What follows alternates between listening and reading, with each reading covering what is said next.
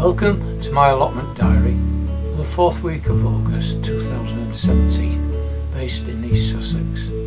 The weather Monday morning was warm and sticky, with a thunderstorm brewing in the distance. The plan was to take down the Castle Hill frame and the last of the pea frames, when a fellow plot holder asked if I'd checked my potatoes this morning, as he had registered Blight on his plot. My potatoes checked, and sure enough, they also had blight, as had all the plots on the site, but nothing could be done until the first dry day after the oncoming storm. The frame removed, the check made on the condition of the produce. This is the root bed for this season. Parsnips and swede looking good, carrots rubbish. This was a no-dig bed, a layer of compost laid last autumn. Only perennial weeds showing, mainly bindweed and thistles. Tuesday morning turned out to be a bright sunny day, an early start on the plot to remove the potato tops. Other plot holders were also on site with the same plan and intent. I felt sorry for the guys who were growing outside tomatoes, as these were now a write-off.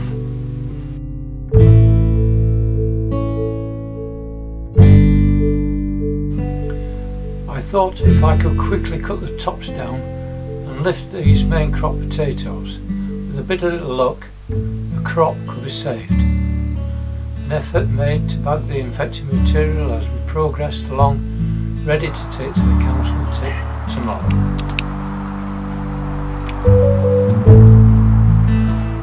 Potato tops were cut up into short lengths, which made it easier to get into the bags. Though not technically a no-dig bed, a layer of compost was laid over this bed after the potatoes were planted, and it paid off. Like the root bed, mainly perennial weeds were showing, again bindweed.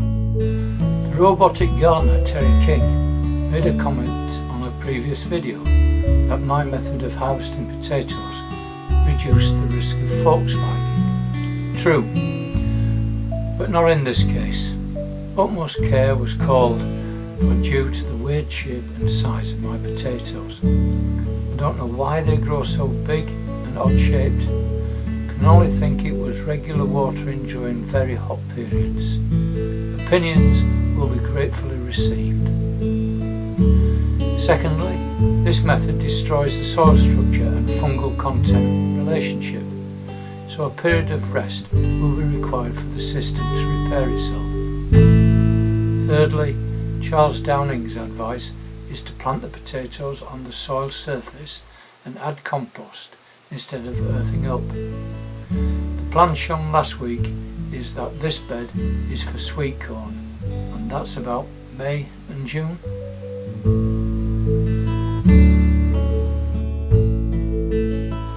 My system is I carefully fork the bottom of the trench and then place the forking well beneath the potatoes when they're shown.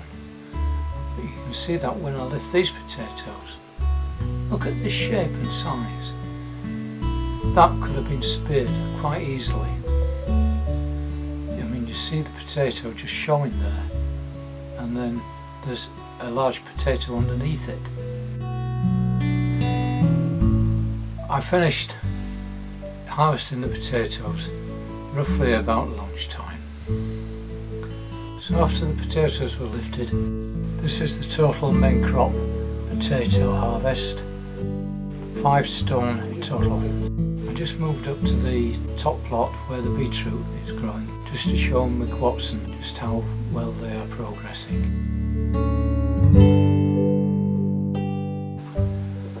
After lunch, I returned back to site and proceeded in backfilling this potato bed, hoeing first of all with a Canterbury hoe, and then giving it a rake over until I got back to the end.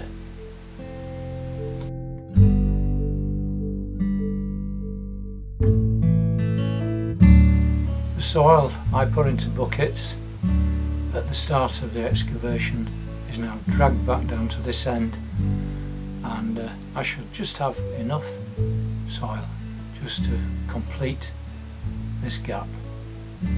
So there's 2 buckets and 1 barrow load.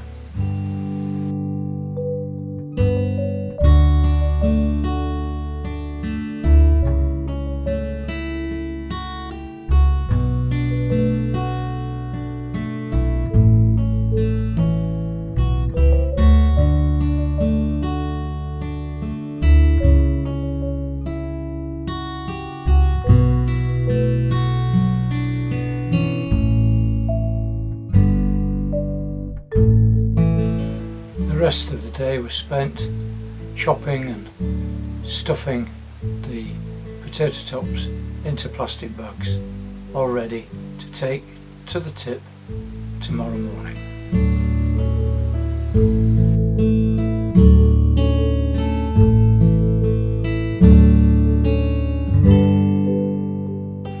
Now I'm not going to take this material to our local tip.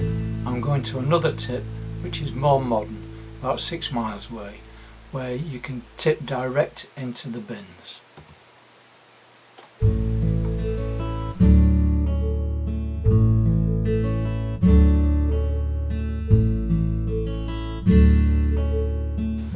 At our local tip you have to queue to unload, and then you have to carry your bags up a steel stepped gantry and then tip them into the bins.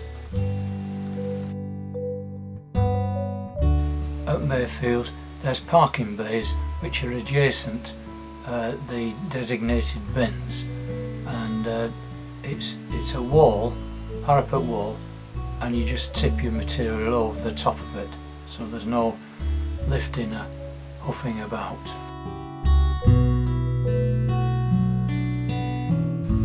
On the way to Mayfield tip there are 2 points of interest which may interest some of my viewers. One is there's a Steam Train Preservation Society just a couple of miles up the road, and then there's Piltdown Golf Course where Piltdown Man was allegedly discovered.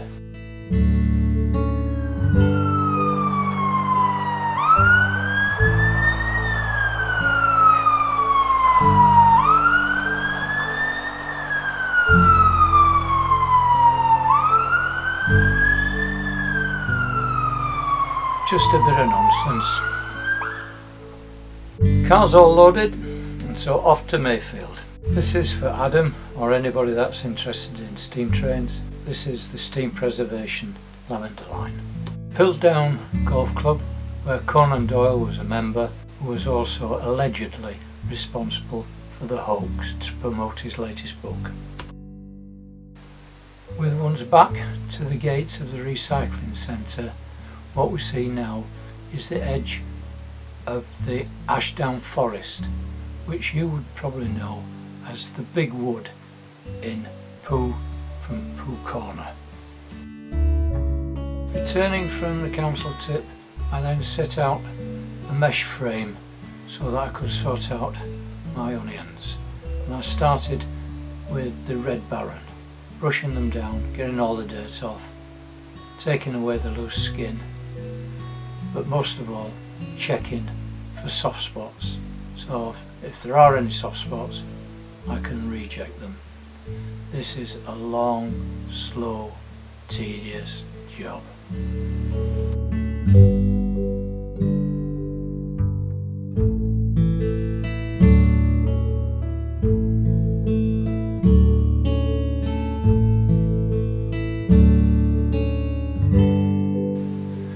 I also did a harvest of runner beans. Just look at the flies in here. I don't like the smell of onions. Saturday the 26th I didn't go to the plot because it's cut final day. I took a load of onions home, mainly shallots, and I cleaned and checked those and made them into a rope Sunday went to the plot, watered the tomatoes, did a little bit of harvesting and brought the red onions home so that they could be put into a rope. I laid out 16 of the biggest, with the heaviest and biggest on the right, measured it for Adam, came to 11¼ inches. These 18 red barren onions were the largest out of a set of 50, and I ended up with 34 small onions. Now if you add them up you say that's not 50, but of course they split, and instead of getting one big onion I got two small ones, and what remained then were thrown away because they were soft. This week's episode has come to a close. Please comment. I hope you liked it. Give me a thumbs up and bye.